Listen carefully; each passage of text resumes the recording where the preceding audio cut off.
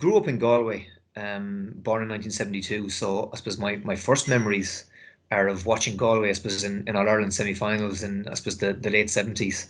And I remember, I think they got to the final in 79. I think Kilkenny beat them, but they were back in the final in 1980. And obviously it was massive. And they won, beat Limerick. Joe McDonagh sang, I think, "The West's Awake," and was it Joe Connolly made that famous speech, Os Gaeilge, and there were three Connolly brothers, John, Michael, and Joe playing, I suppose, and I had two brothers, Christy and John, I suppose, and look, we were out in the lawn hurling afterwards, the three Connollys, with the helmets. I think we got new helmets or helmets shortly beforehand, and yes, I suppose those are my earliest memories. I suppose Dad would have been bringing us to matches, maybe club matches in Galway. I can remember seeing Conor Hayes in Ballinasloe, I think, and obviously he was a big, strong man, I suppose, in obviously on that Galway team. So those are my earliest memories, and I suppose we moved to Clare in 1982. I was 10. I remember going to see St Flannan's playing in a Harty Cup match down against the North Monastery from Cork down in Kilmallock, and that made a massive impression on me. So yeah, lots of memories, and there's lots of things that be for me, and give me a taste of wanting to go on and maybe hopefully emulate some of those heroes.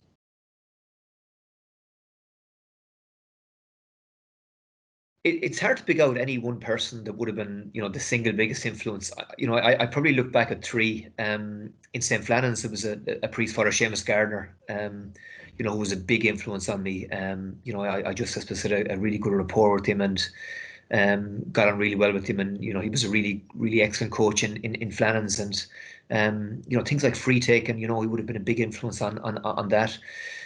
With Clare, obviously Gerlach Nan was massive. Brilliant manager, coached me first of all, this was with the Clare 21s, huge influence on my game, and I suppose in terms of the way we approach things. And certainly, even some of the success we had with our club, you'd have to think that, the belief, I suppose, that Lognan instilled in us, and some of the things we were doing with Clare, we brought back to the club. So he was a massive influence. But I suppose arguably, one of the luckiest things that happened in my career was I was captain of Fitzgibbon team in my third year in UCG, NUIG as it is now. And we needed a coach, and I'd heard about this guy that was lecturing in economics, a guy called Eamon O'Shea, who I didn't know from Adam. Just knew that he played minor and under 21 and senior for Tipperary. He won that Ireland club title with Kilruane McDonough's his club. And obviously, Eamon O'Shea is a household name now, given the success obviously he's had with Liam Sheedy and managing Tip in his own right, and back with Tipperary last year. But Eamon was an unbelievable influence, because I suppose he was, one of the first people that just, I think, related to me as a forward, in terms of, I suppose, look, he played as a forward, and he was a really cerebral, I think, player, and a cerebral thinker on the game, and he had a massive influence on me, I suppose, in terms of my movement and the way I played the game, but also as a mentor. And long after I had left NUIG, if I was struggling with my game, or if I was be short on confidence, I'd make a phone call to Eamon and arrange a meeting and take a spin up, and invariably I'd come away from that meeting feeling better about myself, or with my problem solved, or whatever it was. So he was a great friend, and a massive influence on me, and a guy, I suppose, I'd give a lot of, I'm thankful, I suppose, that we crossed paths. Yeah, certainly had a big influence on me, and the way I played as a forward.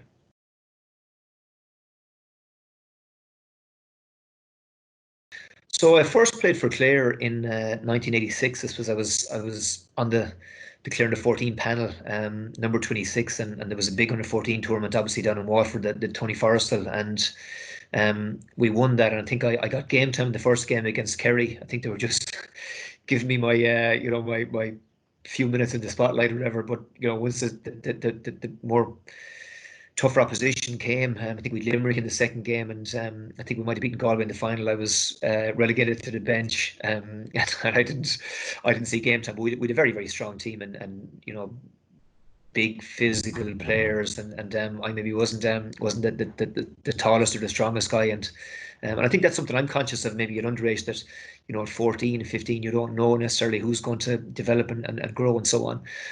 So look, I went on and played for the Clare 16s, played with a guy called Keith Wood that, subsequently went on to do great things, obviously, at rugby, and played for the Clare Miners then in 89 and 1990. I was on the panel in 89 and we won the Munster, got to the All-Ireland final and were beaten by a great Offaly team that had Brian Wheelahan, John Troy, Johnny Dooley.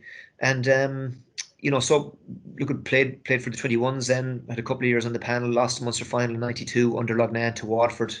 Tony Brown was playing that night, Tom Fives, Fergal Hartley, Johnny Brenner did again a great team. And they beat Offaly, that those same Offaly players that had beaten us in the 1989 minor final, in the All-Ireland final.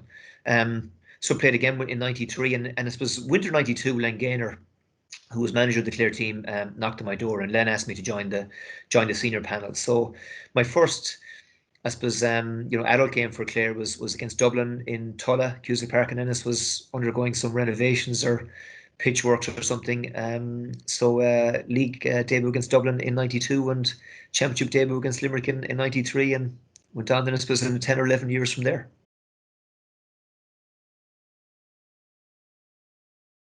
Yeah, so first time in Croke Park, I suppose, was with the Miners in 1989. We obviously beat Limerick in the Munster final, had Galway in the All-Ireland semi-final.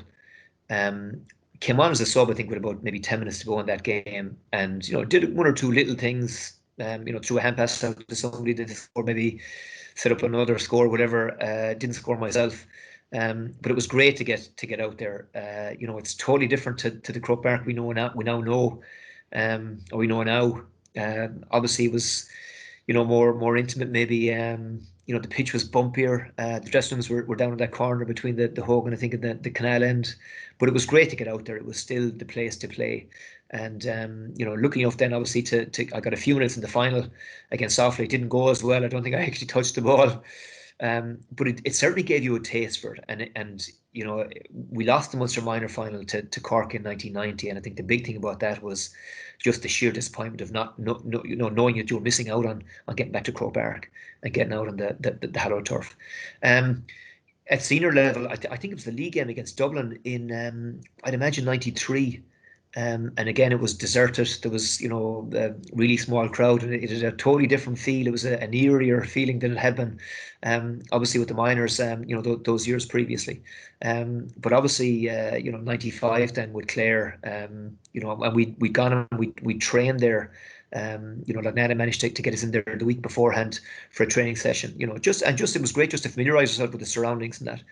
But 95, yeah, the match, the semi-final against Galway, and obviously against Offaly, with a few more outings there after that, which is always a good sign that you're doing okay.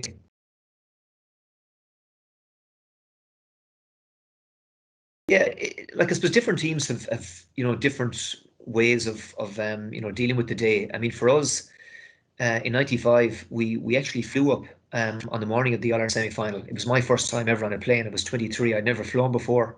Worrying, are your ears going to pop on the flight? But yeah, we met, I think, at 7 o'clock maybe. In Shannon. We were taken straight out to the plane, I think, on the tarmac. We boarded the flight. I think it was one of the planes that maybe had come in, maybe one of the transatlantic flights. Stopped in Shannon and then was heading on to Dublin. But we were in Dublin. The flight was 35 minutes.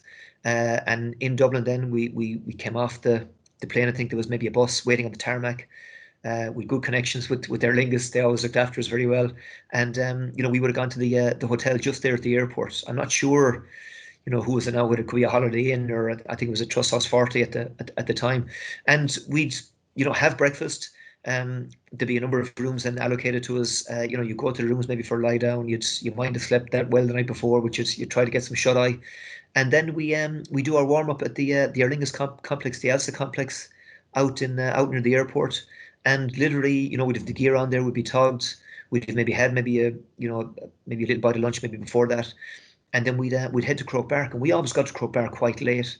I would say maybe no later than 30, 40 minutes maybe before throw in. Police escort, obviously, the outriders, great buzz, and you'd be really nervous the morning of the game, and it wasn't really, I think, until you got to the warm up and got the boots on, and the nerves started to kind of dissipate a little bit, and suddenly you were now in the routine and you were in match mode. And I'd have the Walkman as it was on at the time, just I suppose with your own thoughts, just trying to get ready, I suppose, get yourself ready, get your mind ready for what was ahead. But yeah, there was a real buzz. I mean, the certainly, getting onto the bus and knowing that you were, going to play in front of, 50, 60, 70,000 people. That's what you did the training for. That made it all worthwhile. And luckily enough, we won that first game and repeated it in '95, and our preparations really didn't change. When we were heading to Croke Park subsequently with that Clare team and under Lognan in that era.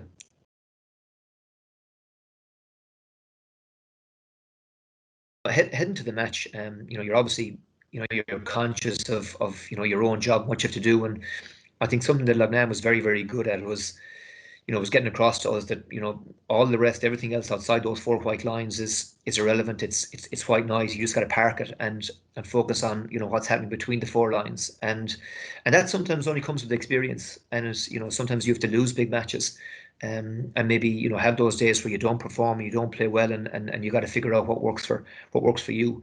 And I think in '95, look, at that was my routine. Other guys might have been talking or might have been having the crack on the bus.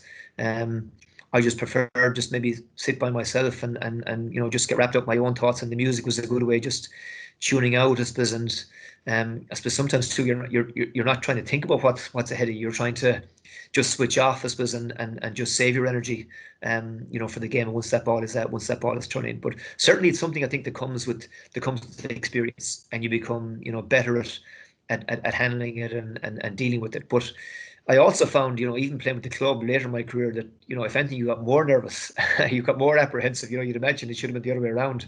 Sometimes, in your early 20s, you're fearless. You don't think about those things. And I think later in my career, if anything, I was more nervous than I was when I first started out. But yeah, that was just my way of dealing with it, and I just enjoyed, as I said, switching off and listening to whatever I was listening to at the time, and then. Once you're in those dressing rooms, we didn't have a whole lot of time after that. It was a case of, getting ready and getting your final thoughts, to yourself. We'd have a warm up done. You might have done a little bit of stretching and that, but you were onto the pitch then and maybe doing your warm up, which wouldn't be anything like as intense as what the current players do now. Maybe 10, 15 minutes before the game. But it worked for us, and as I said, certainly, I think it worked for me. But it was something I had plenty of poor days before that, and I eventually, I think, found out a way. And there was no guarantee we were going to play well every day, but I found something that worked for me.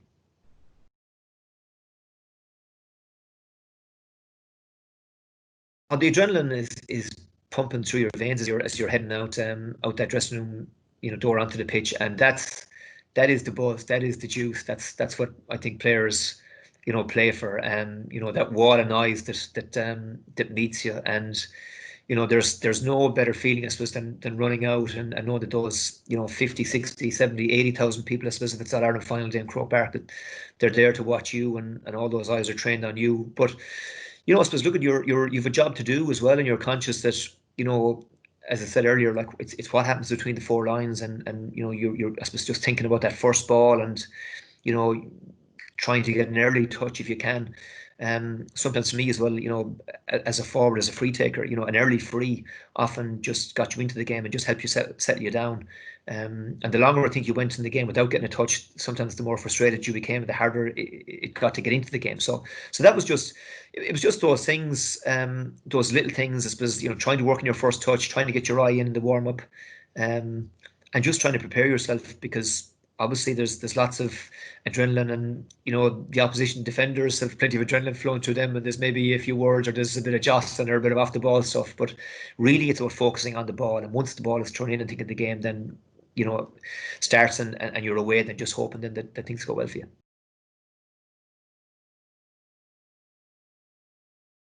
Yeah, '95. I mean, look, at the final itself didn't go particularly well for me. I mean, I had a day when, if I would have left the ball went right, I hit the post, I missed a free that, probably Shawny McMahon should have been taken. It was just one of those days. But I remember, I think there was we got a free. We were a point up after Eamon Taft's goal, and I remember, right in front of the post, 21 meters out. And Dickie Murphy was refereeing, and I said to Dickie, Dickie, what's left? And he said injury time. And I remember thinking in my own mind, well, thanks, Dickie. What does injury time mean? Is it a minute, 2 minutes, 3 minutes? And I was just conscious of putting the flitter, out over the netting into the canal. That there was going to be no way that this one was going to be seen again.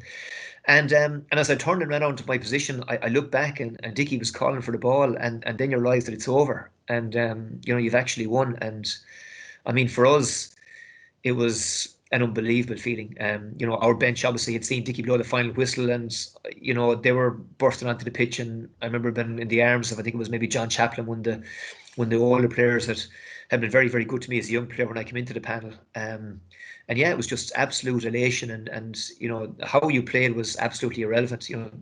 Ultimately the team had won. That was all that mattered, and it was some feeling, because as I said at the start of the year, we'd hoped to win Munster. We never ever dreamed of winning in Ireland, and obviously it's the pinnacle for every player. So to have achieved it against the odds, and against what was the defending champions, a really great Offaly team. Yeah, it was an unbelievable feeling, and it sparked obviously unbelievable scenes and unbelievable celebrations at home in Clare, and it was great to get down on the Monday night and experience it all, and obviously it's memories that we'll all treasure.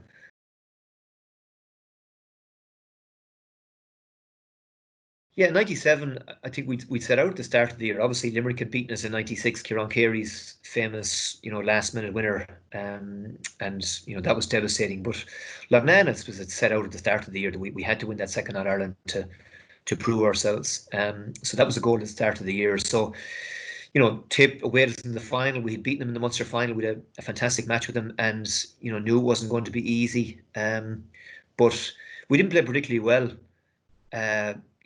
Had kind of got ourselves back into it, looked like we were in a good position, and then Tip got two goals, and we were suddenly down heading into the last few minutes, and Ollie Baker got a great score, and I got one after that, and John Lahey had a chance at the very end, and he could have tapped it over the bar and forced a replay, but credit to Lahey that he wasn't that type of player. He went for it, and Davy Fitz made a great save, and Anthony Daly flicked it away, and we managed to get over the line and win by a point. So that was, if anything, I suppose there was a real deep sense of satisfaction at that one, because we were a couple of years older, more experienced. 95 was kind of, we just seemed to get on a wave, and we rode that wave all the way to the end of the year, whereas 97 was business. We had, as I said it out as the goal at the start of the year, and in the dressing room after the game there was a real, I think, deep sense of satisfaction and sense of accomplishment that we kind of achieved what we set out to do. And we were very tight as a group at that stage as well. We'd been through a lot together. We were, got on well together. Management team, players. There was really unity and a unity of purpose that year. So yeah, real deep sense of satisfaction. 95 was kind of elation, and it was, totally unexpected. 95 or 97, the pressure was probably greater, and probably as much pressure we put on ourselves.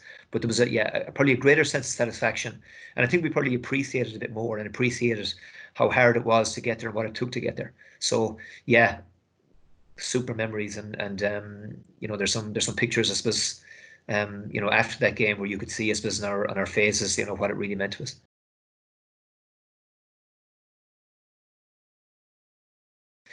So I suppose with the club, we lost a couple of county finals to Clare Castle, and 98 the year ended with Clare, with the Jimmy Cooney maybe blowing it up, and it was a huge disappointment. But we went down and we won the county championship with St Joseph's. Didn't play particularly well in the final, but got on a roll then, and beat Mount Sion and beat Tumivara in Munster, beat Athenry in the All Ireland club semi final, and found ourselves playing where every club wants to be in Croke Park on St Patrick's Day against Rathnure. So yeah, just some of my best memories, I think, ever are of that club campaign. Particularly, I think, we underperformed in the county final against Kilmaley. We fell over the line. We were favourites. We'd been knocking on the door, but a week later we went down to play Mount Sion in Dungarvan, and they were laden with talent. Tony Brown, Ken McGrath, Brian Flannery, Brian Green. They were just stacked with really good players, and we were underdogs, I suppose, and heading into the Lions' Den, but we really played well that day. And I remember that dressing room after the game, and it was with us was my brother was playing, Sean McMahon, Donald Cahill, Ger Hoy, Andrew Whelan, some of my best friends, Kieran O'Neill up the road. There was just a sense of elation in that dressing room. That dressing room after that game is probably one of my all-time top three favorite GA memories, and that obviously got us on a roll. And we, as I said, we subsequently beat Trinidad in the Munster final, beat that in Ryan, a kind of cliffhanger of a semi-final in Thurles, and we were better than Rathnure in the final on the day. We had a really good team, playing really well. And yeah, I mean, suddenly you're Ireland club champions, and you never. This is fairy tale stuff. I mean, we were an intermediate club when I came to the parish in 1982. We had yo-yoed between intermediate and senior. Uh, my formative years, I started in '89, and 4 years playing intermediate hurling matches in Tulla, hostile venue for us. And it was inconceivable that we'd win a senior championship in Clare, not to mind going all the way. So yeah, unbelievable memories, and a different kind of memory, because you're doing it with your neighbours, your friends, your brothers. And yeah, it was a really special year, and disappointingly we got back there again in a year later, and lost at Roy. They got their revenge on us, and we didn't play well, and that's another real disappointment that we had our chances in that game, didn't take them, and came up short. But looking back now, I suppose you appreciate what you have, and 2 Munster clubs and that All-Ireland club title. Yeah, just privileged, and they're cherished medals, and delighted to have them.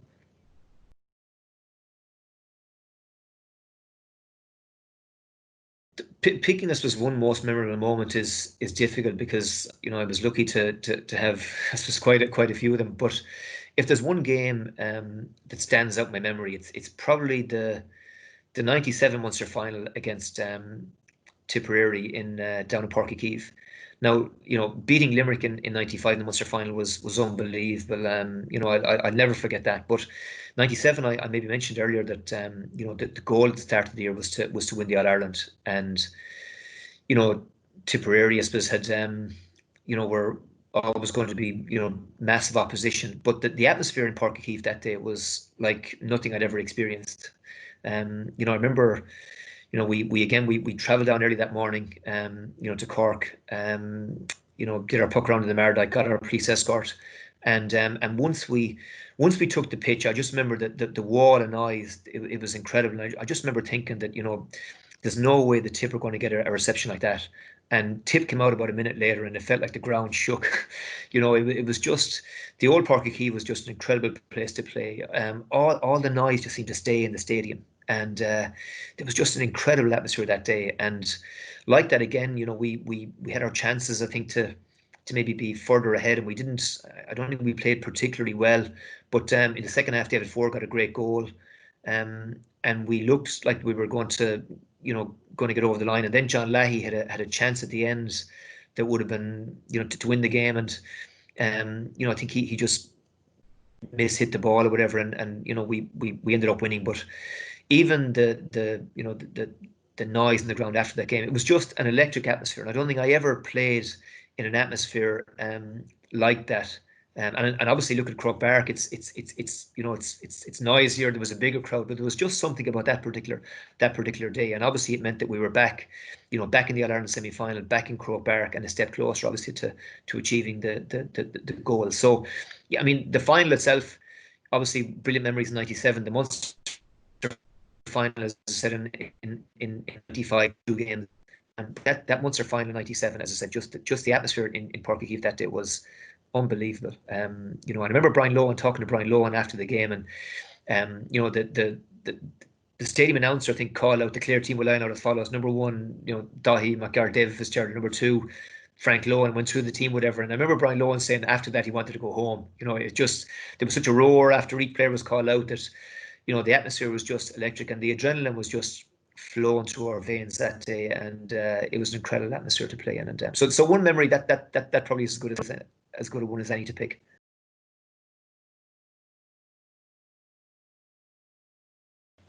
Yeah, it's hard to pick any one opponent.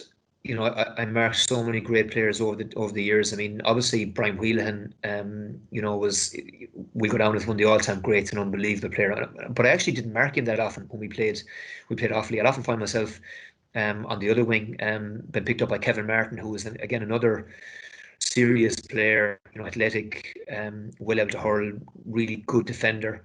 Had some great battles with him over the years.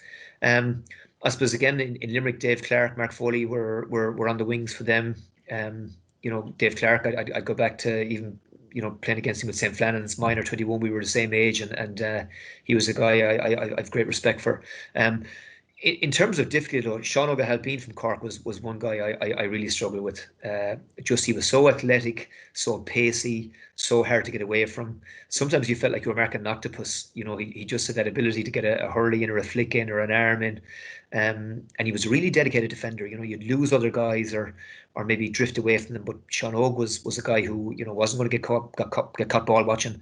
He was a really disciplined defender, never neglected those defensive duties, and he was just a guy, that I'd have preferred to have been on any of those other Cork defenders probably rather than him.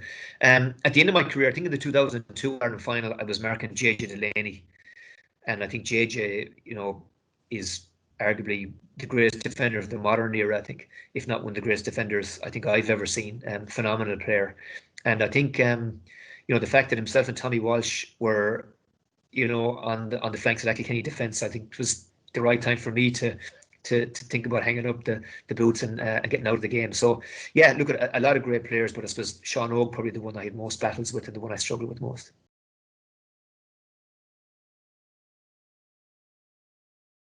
I have unbelievable memories. I have unbelievable friendships. I got unbelievable enjoyment just from the game, and I think that's the fun has to be something to it, that you have to enjoy it. And I think you enjoy it more when you're playing well and you're successful. But that obviously goes back to what you're prepared to do yourself to work on that. And obviously, hurling, the game I play, and whether it's hurling or whether it's Gaelic football, it's ultimately a game of skill. And a lot of those skills are things that can be developed, can be improved, can be worked on yourself. So I think the things that you do yourself, on your own, whether it's off the wall, whether it's working on your weak side, whether it's working on your catching, your free taking, the things that maybe, you need to develop, you need to get better at. I think that's the advice I'd give, that, you can train and you can go to all the training sessions, but it's what you do on your own. Particularly from a hurling perspective, your first touch, your strike, and the things that you're not maybe good at, that you got to get better at, and that's the advice I give. But there's a satisfaction in that too, in getting better at the game, and it's unbelievably challenging. It's a game that has so many skills, and often those skills take years to perfect. But there's a real sense of satisfaction at getting better at it, and improving those weaknesses and developing those things that you're not so good at or so adept at. So the advice I'd give is just practice, and it's the same advice that the top golfers or the top tennis players or the top rugby players or the top Gaelic footballers would probably give. And obviously, if we're all saying it, there must be something to it. So practice makes perfect, and particularly in a game of skill, like hurling or whether it's Gaelic football, your weak foot, your weak side, uh, don't expect your coach to improve them. The only person that can improve them and develop them is you yourself. And all those hours that I spent certainly paid dividends. And I'm sure if young players work on them, they get their rewards on the pitch too.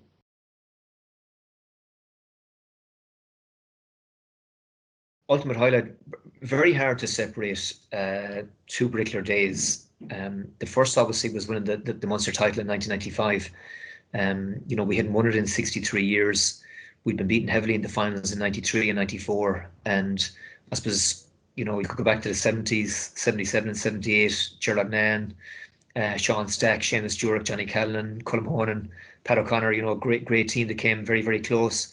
81, I think they were beaten in the Munster final by Limerick. 86, I was down in Killarney when Jimmy Barry Murphy and Tomas Mulcahy and Johnny Crowley and a great Cork team beat them. And as I said, obviously we lost the two finals heavily in 93 and 94. So to finally get that monkey off our back was phenomenal, and what it meant to the county. As I said, 63 years, it was fairy tale stuff, and it was all we ever spoke about. We never mentioned about All Irelands. I mean, that was for other counties. It was all about winning a Munster championship.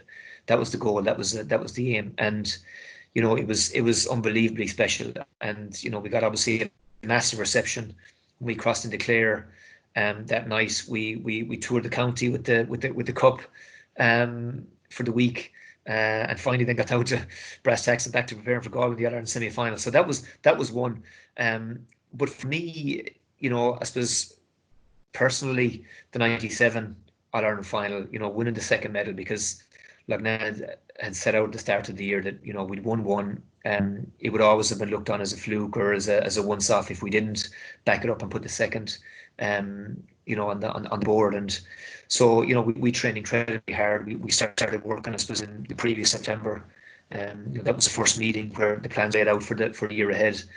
We were in unbelievable shape. We'd obviously got through Munster, beat Tip in a great Munster final in '97, and then had to face them to the back door. And Len Gaynor, our former manager, who gave me my first Clare senior jersey, was in the opposite corner. And I suppose, look, it was a brilliant match, brilliant final, and look, we got over the line by a point. And I suppose just on the pitch after that game with Brian Lohan and Shawnee McMahon and Conor Clancy and Dalo and Ollie Baker and all those great players, and great friends, and in the dressing room after the game, there was just that deep sense of satisfaction that you had achieved what you set out at the start of the year to do, and you were on top of the world and had a second All-Ireland medal, and now no one could take away that, look, we were a serious team and a force to be reckoned with. And that was a really, really special moment. And for me, it's hard to separate the two, and I'm sure if you asked any players from that Clare era that played, certainly the '95 Munster final would be in the equation. A lot of them, the '95 All-Ireland final would be up there as well, and that was, don't get me wrong, that was unbelievable as well. But the second one, we were that bit older, we were able to appreciate it that bit more, and for me, that was the pinnacle of my career.